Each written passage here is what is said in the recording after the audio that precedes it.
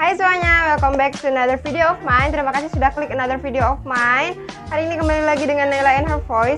Udah beberapa lama semenjak gue upload video pertama yang tentang bahasa Inggris. Jadi hari ini kita bakalan kembali ngebahas tentang bahasa Inggris dan belajar sedikit tentang tips berbahasa Inggris ala Nay. Jadi kalau kalian kepo, kalian pengen tahu tips hari ini tentang apa, keep on watching till the end of this video.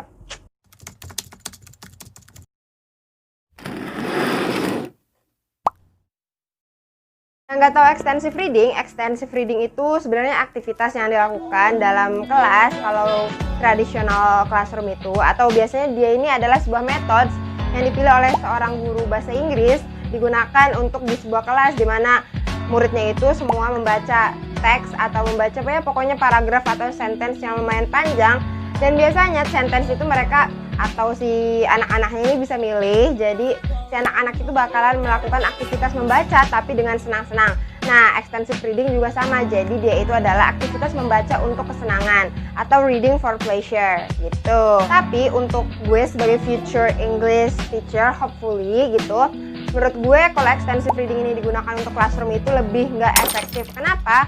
Karena ya jadi kelasnya itu nggak terlalu banyak ada pergerakan gitu loh dari satu murid ke murid yang lainnya, karena semua kelas bakalnya silent, dimana semua murid itu bakalnya terlalu fokus dalam membaca. Jadi ya gue nggak suka aja gitu tipe kelas yang terlalu silent, yang nggak ada interaksinya, jadi fokus doang ke textbook, itu gue nggak suka. Dan menurut gue ini extensive reading kalau dilakukan dalam satu kelas atau satu pertemuan kurang efektif gitu loh. Nah sayangnya menurut gue kalau extensive reading dilakukan untuk sebuah kelas yang besar gitu loh, kayak kita talking groups, itu kan nggak efektif. Tapi sebenarnya kalau kita lakukan untuk individual kayak gue, untuk my own goods gitu, sebenarnya lebih efektif. Kenapa? Karena ya kita nggak ngeganggu satu kelas, tapi juga bisa baca dengan genre-genre yang kalian suka. Makanya menurut gue extensive reading ini sangat-sangat berguna. Karena lagi-lagi kalau saat kita menempatkan diri kita itu sebagai yang utama, atau kita membaca sesuatu untuk pleasure, misalnya lewat novel, komik, atau apapun itu, hal yang kita pelajarin itu lebih cepat. Contohnya kayak kalau misalnya gue baca subtitles bahasa Inggris di konten-konten K-pop gitu. Dan juga kalian selain bisa menambah vocabulary dari reading itu, kalian juga bisa nambah kayak self healing, time for yourself, untuk merenung, untuk kayak ya udah kayak menutup diri dari dunia luar, lebih fokus ke diri kalian, kayak santai sambil minum kopi, minum teh atau yang lainnya. Jadi kalau kata gue extensive reading ini sangat-sangat cocok buat individual. Selain dengan ya bisa jadi pelajaran, bisa juga digunakan sebagai self healing kalian.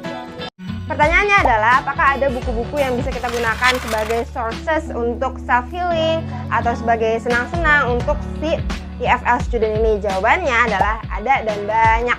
Karena banyak buku sekarang itu sudah disesuaikan gitu loh. Ada misalnya buat yang beginners, buat yang intermediate, atau yang untuk yang lebih atas-atas lagi itu juga udah ada. Dan juga kalian itu nggak usah khawatirin bahwa genre yang kalian suka itu nggak ada. Jadi ya pokoknya intinya bukunya, karena sekarang sudah maju dan semua penerbit itu banyak, jadi tenang aja, semua buku yang kalian pengenin insya Allah ada, kecuali kalian malas nyarinya. Jadi ya cari aja gitu loh. Menurut gue di internet juga udah banyak.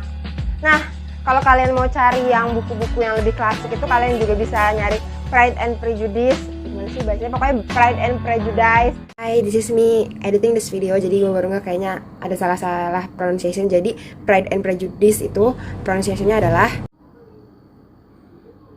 Pride and Prejudice. Pride and Prejudice. Karya Jane Austen kalau nggak salah. Terus juga ada Animal Farm. Ini salah satu buku yang menurut gue sedikit tua, karena kayaknya lagi zaman-zaman nggak tahu perang dingin, nggak tahu setelah perang dunia kedua atau sedang perang dunia kedua, atau pokoknya lagi perang-perang gitu lah.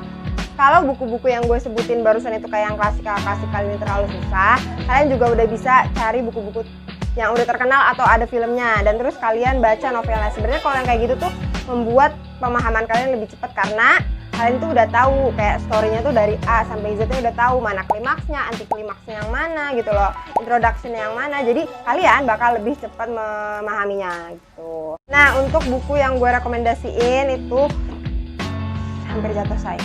Yang bakal gue rekomendasiin itu kali ini itu buku-buku yang gue suka. Jadi sebenarnya gue juga nggak terlalu suka baca buku, tapi saat gue disuruh baca buku dan gue pengen milih, itu gue tahu cari yang menurut gue senang aja, kayak Crazy Rich Asian itu juga keren. Terus To All the Boys I've Loved Before yang 1, 2, 3 itu udah keren banget, dan juga udah ada filmnya di Netflix yang versi novel pertama dan yang kedua, kalian bisa cari di Netflix. Tapi kalau kalian baca novel yang menurut gue itu lebih keren, karena gue baca yang P.S. I Still Love You, gue jatuh cinta sama John Ambrose. Ini bukan sih namanya John Ambrose, pokoknya itu. Terus juga ada novel The Red Queen series, ini dari Victoria F. Yard. Dia itu pokoknya mirip-mirip kayak Game of Thrones gitu loh. Jadi ada si kekuatannya, ada klan-klannya, terus juga nih orang ini ada divergennya juga. Pokoknya keren lah kalau kalian suka novel-novel kayak gitu yang kayak perang, ada sedikit romansnya, ada juga tentang kekuatan powers, ada juga house-nya, pokoknya yang out of the box. Kalian bakalan suka The Red Queen series. Nah, video kali ini segitu aja, nggak usah panjang-panjang, kayak cukup intinya semoga kalian bisa ngerti. Ketemu lagi hari Sabtu dan another content of mine, jadi stay tune, dan mudah-mudahan gue tidak terlalu tegang, karena beberapa video yang lalu, video yang pertama kalau kalian bisa lihat itu gue bener-bener kayak deg-degan banget, stiff. Tapi sekarang gue mencoba lebih santai, ya udahlah, kayak klasik, santai aja. Dan ya, I'll see you on my next video. Goodbye, annyeong, have a nice day, have a good one, and then ya.